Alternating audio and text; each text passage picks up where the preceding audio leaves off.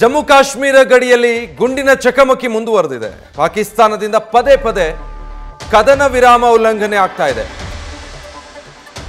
ಶಿಮ್ಲಾ ಒಪ್ಪಂದವನ್ನ ಪಾಕಿಸ್ತಾನ ಸರ್ಕಾರ ಅಮಾನತಿನಲ್ಲಿಟ್ಟಿರೋ ಕಾರಣ ಗಡಿಯಲ್ಲಿ ಭಾರತ ಸೇನೆಯ ವಿರುದ್ಧ ಪಾಕಿಸ್ತಾನ ದಾಳಿ ಮಾಡೋದಕ್ಕೆ ಮುಂದಾಗಿದೆ.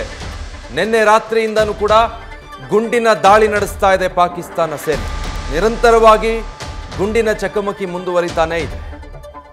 ಗಡಿಯಲ್ಲಿ ಪಾಕಿಸ್ತಾನ ಕ್ಯಾಂಪ್ನಿಂದ ಫೈರಿಂಗ್ ಆಗ್ತಾನೆ ಇದೆ. ಭಾರತದ ಕಡೆಗೆ ಗುಂಡುಗಳು ತೂರಿ ಬರ್ತಾ ಇದೆ. ಭಾರತೀಯ ಸೇನೆ ಕೂಡ ಇದಕ್ಕೆ ಈ ಕಡೆಯಿಂದ ಪ್ರತ್ಯುತ್ತರ ನೀಡ್ತಾ ಇದೆ. ಭಾರತ ಸಿಂಧು ನದಿ ನೀರಿನ ಒಪ್ಪಂದವನ್ನ ಅಮಾನತಿನಲ್ಲಿ ಇಡ್ತಿದ್ದ ಹಾಗೆ ಪಾಕಿಸ್ತಾನ ಶಿಮ್ಲಾ ಒಪ್ಪಂದವನ್ನ ಅಮಾನತಲ್ಲಿ ಇಡುವಂತ ನಿರ್ಧಾರಕ್ಕೆ ಬಂತು.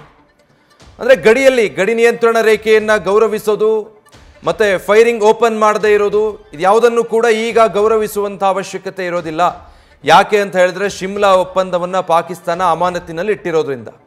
ಆ ನಂತರದಲ್ಲಿ ಪಾಕಿಸ್ತಾನ ಭಾರತದ ಕಡೆಗೆ ಫೈರಿಂಗ್ ಓಪನ್ ಮಾಡ್ತು. ನಂತರ ಭಾರತ ಕೂಡ ಅದಕ್ಕೆ ನಿರಂತರವಾಗಿ ಕೌಂಟರ್ ಮಾಡ್ತಾ ಬರ್ತಾ ಇದೆ. ಈಗಲೂ ಕೂಡ ಜಮ್ಮು ಕಾಶ್ಮೀರ ಗಡಿಯಲ್ಲಿ ಗುಂಡಿನ ಚಕಮಕಿ ಮುಂದುವರೆದಿದೆ. ನ್ಯೂಸ್ ಫಸ್ಟ್ ನಿರ್ಭೀತಿಯಿಂದ ನಿಮ್ಮ ಪರವಾಗಿ.